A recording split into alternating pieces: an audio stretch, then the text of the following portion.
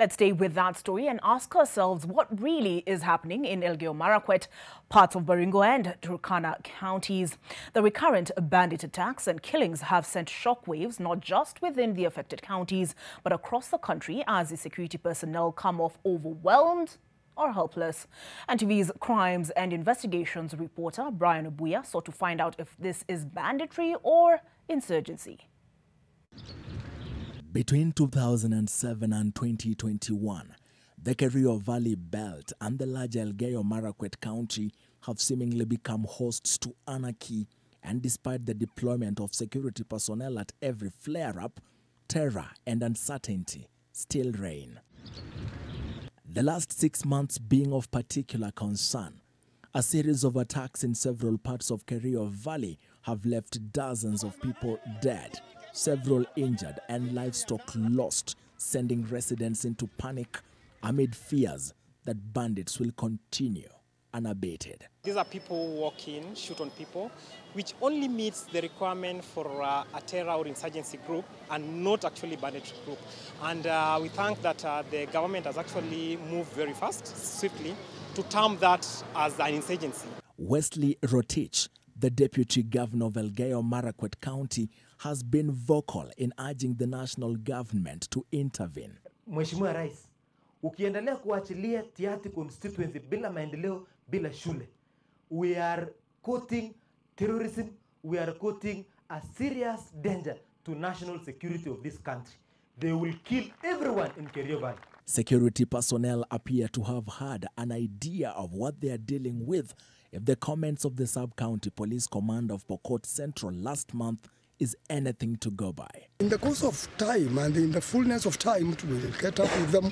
Na hizi bunduki lazima zitachukuliwa na zitachukuliwa kwa fujo. Haitachukuliwa kwa njia rahisi. Interior Cabinet Secretary Fred Matiang'i has now vowed to outlaw Pokot warriors who are accused of raiding their communities, leaving death in their wake and making away with a number of livestock, the lifeline for majority here. Next week, I am going to the National Security Council to seek authorization of the council to declare the Pokot warriors and the Pokot movement they are an outlawed organization, and we will categorize them the same way we categorize MRC and the terror groups that we have in the country. That proclamation raises the Pokot warriors to the ranks of the outlawed Mungiki sect and the defunct Sabaot Land Defense Forces, and now determines the approach of deployed security officers. And we will go after them with unprecedented fire so that we wipe them out.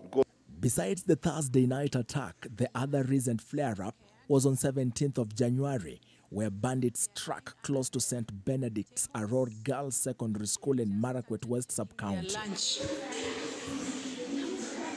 No student was hurt, but this left these girls in the grip of fear.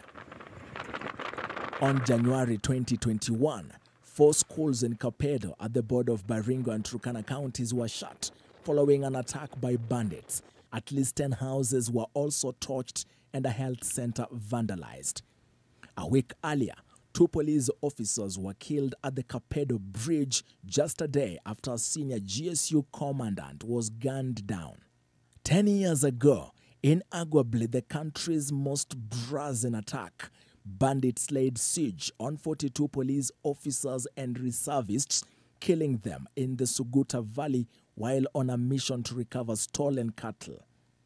More than 30 people have died in the last 4 months as a result of the attacks in the area. Brian Obuya, NTV.